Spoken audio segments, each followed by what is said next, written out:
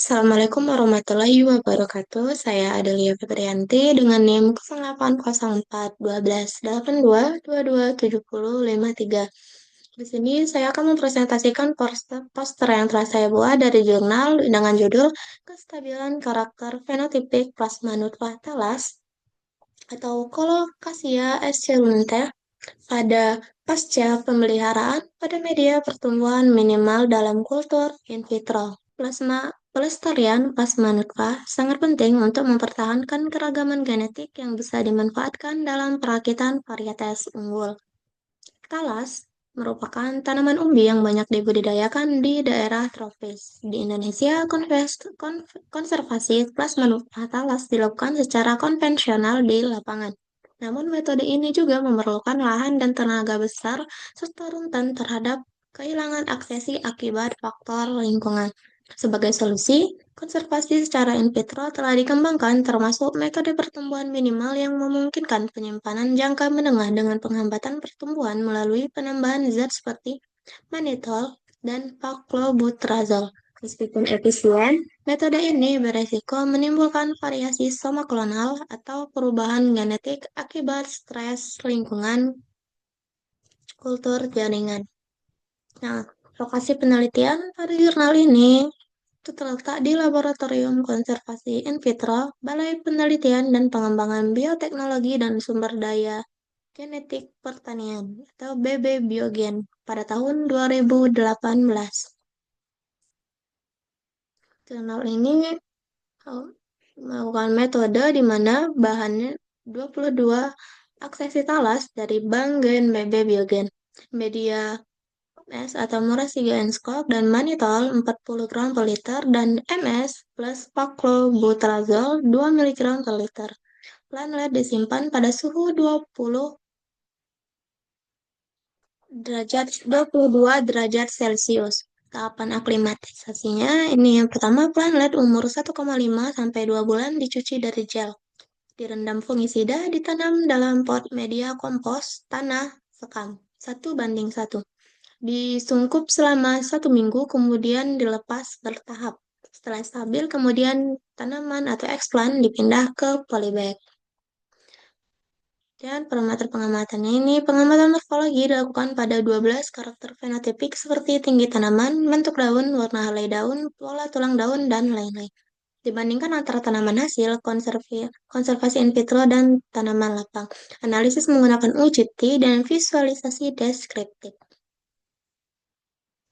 Pada tabel 1, itu karakter yang menjadi variabel pengamatan, di mana di sini karakter yang diamati ada rentang, tinggi tanaman, jumlah stolon, bentuk daun, tepi daun, warna helai daun, pola simpang petiol, warna tepi daun, garis petiol, pola tulang daun, warna pelepah daun, dan lapisan lilin pada daun.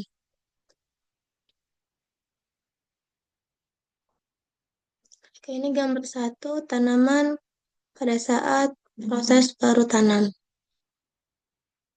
Ya. Oke.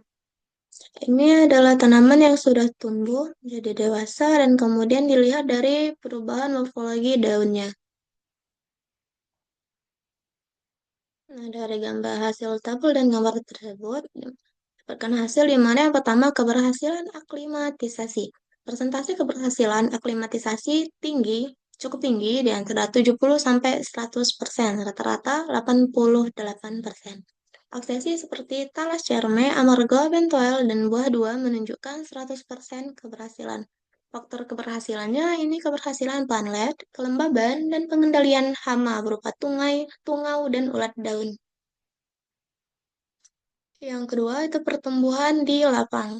Tanaman hasil kultur in vitro menunjukkan pertumbuhan normal dan sehat. Terdapat pada gambar 1. Oke.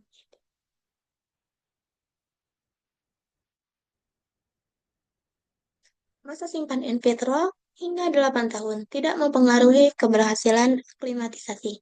Yang ketiga itu kestabilan karakter fenotipik. Tidak ditemukan perbedaan fenotip antara tanaman dari kultur in vitro dan lapang. Analisis UGT menunjukkan tidak ada perbedaan signifikan antara dua sumber konservasi. Semua karakter morfologi seperti tinggi, bentuk, daun, warna daun, dan lain-lain konsisten. Gambar dan tabel mendukung visual kesamaan fenotip antara sumber. Kayaknya dapat dilihat gambar. Dari hasil penelitian jurnal tersebut didapatkan kesimpulan di mana plasma nutfah talas yang telah disimpan dalam media pertumbuhan minimal yaitu MS plus mannitol 40 gram per liter dan MS plus paclobutrazol sebanyak 2 mg per liter selama 3 sampai 7 tahun masih mampu tumbuh dengan baik di lapang dan menjaga kestabilan karakter fenotipiknya. Media konservasi ini dapat direkomendasikan sebagai metode konservasi in vitro yang efisien, aman, dan juga mendukung penyelamatan aksesi talas jangka menengah. Jurnal ini diterbitkan oleh Sabda Hidayatun dan Dewi pada tahun 2024 dengan judul Kestabilan Karakter Fenotipik Plasma Fatalis Colocasia suculenta pasca pemeliharaan pada media pertumbuhan minimal dalam kultur in vitro pada jurnal Vegetalica pada tahun 2024. Oke, sekian presentasi dari saya. Lebih kurangnya saya mohon maaf. Saya akhiri. Wassalamualaikum warahmatullahi wabarakatuh.